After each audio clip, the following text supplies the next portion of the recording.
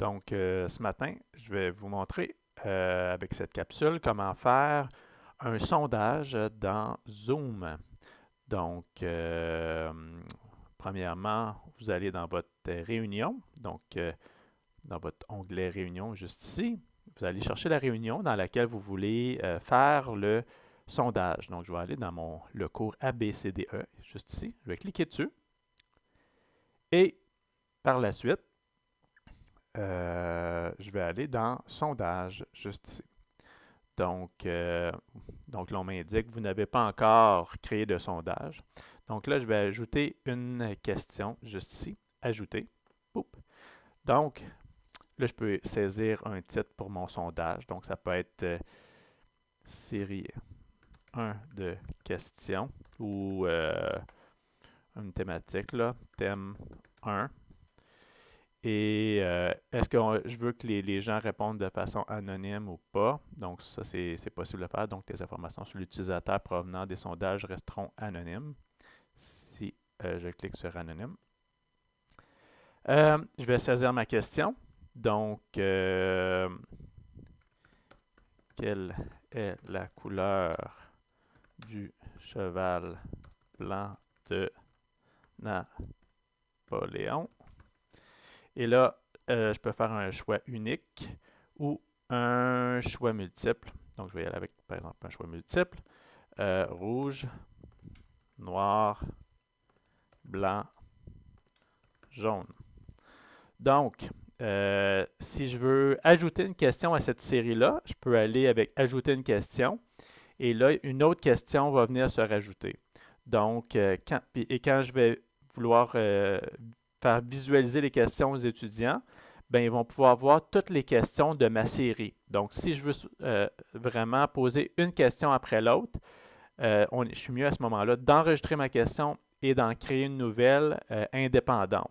Donc, si je rajoute une question ici, ça va être plusieurs questions dans la même série qui vont être diffusées tout d'un coup. Donc, je fais enregistrer ici. Et là, j'ai une question. Donc, le total de questions dans cette série-là est de 1. Est-ce que c'est anonyme? Oui. Et là, je pourrais en rajouter d'autres. Donc, je pourrais rajouter une autre série de questions. Donc, par exemple, si j'ai un thème 2 dans mon cours, dans ma séquence de cours, ben là, je peux saisir une question juste ici. C'est très pratique pour faire des évaluations formatives aussi ou donner des choix aux étudiants. Donc, vraiment sonder les étudiants. On peut l'utiliser d'une façon ou d'une autre.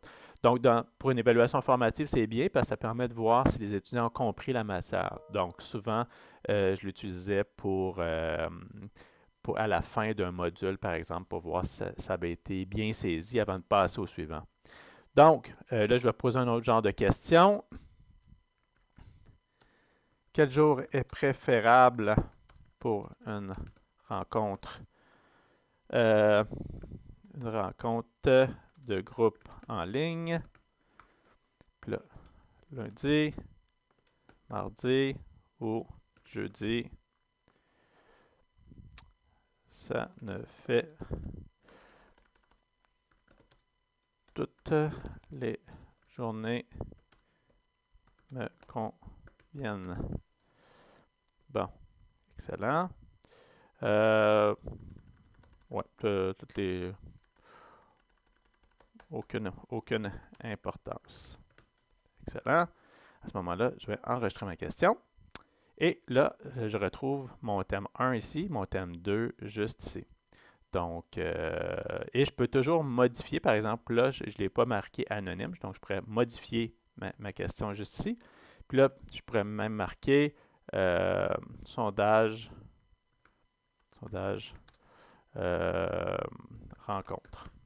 Et là, je vais marquer anonyme. Et là, j'enregistre. Et là, ma question est anonyme. Puis, le titre de mon sondage est visible. Excusez-moi. Une des choses qui est importante aussi avec le sondage, pour qu'il puisse apparaître en ligne, il faut s'assurer que dans nos paramètres, juste ici, de réunion, ben, le sondage, je vais aller juste un petit peu plus bas, sondage, juste ici, soit coché. Donc, sinon, il ne sera pas visible quand on va démarrer notre réunion. Donc, je vais démarrer la réunion, juste ici, cours ABCDE. Puis, je vais commencer cette réunion-là. Là, je vais être seul en ligne, mais c'est juste pour montrer. Ouvre Zoom. Parfait.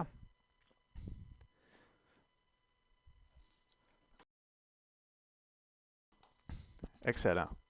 Donc, vous me voyez la binette. C'est parfait. Donc, à partir du moment que j'ai mis un sondage, donc, si je veux sonder mes étudiants, je vais mettre mon onglet Converser, mon onglet Participants juste ici. Si je veux sonder mes étudiants, je vais cliquer sur Sondage. Et là, on va me demander quel sondage je veux rendre visible. Donc, je vais pouvoir choisir le thème 1 ou le sondage 2 pour les rencontres. Donc, je peux choisir lequel je veux. Donc, ça, cette information-là, les étudiants ne la voient pas au départ. Et là, je vois ma question avec les choix de réponse. Avoir eu plusieurs questions, j'aurais vu une série de questions, j'aurais vu toutes mes questions et mon choix de réponse affichés. Donc là, j'avais juste une question dans cette série-là. Je peux ouvrir le bot. Et là, à ce moment-là, les participants peuvent répondre au questionnaire. Puis, vous allez voir le nombre de participants qui ont choisi telle réponse et le pourcentage. Et vous allez voir aussi le pourcentage de participants par rapport à votre liste de participants qui ont voté. Donc, c'est ça. Puis là, vous avez un décompte du temps alloué. Donc, à ce moment-là, vous pouvez dire 30 secondes. Je vous laisse 15 secondes pour répondre au sondage. Puis, au bout de 45 secondes ici, on va mettre fin au sondage. Donc, je fais mettre fin au vote. Et après coup, vous avez le choix entre lancer de nouveau le sondage ou vous avez les résultats. Fait que par rapport aux résultats, vous pouvez faire partager les résultats. Donc, à partir de ce moment-là, les étudiants peuvent voir le résultat du sondage.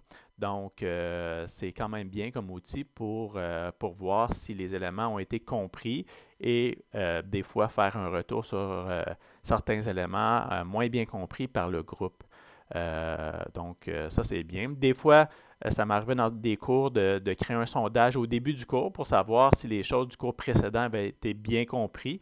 Des fois, j'utilise le tableau blanc, des fois le sondage. Donc, c'est ça. Donc, c'est un autre outil que vous pouvez utiliser pour diversifier votre cours et aussi faire des évaluations formatives dans votre cours. Donc, bonne journée!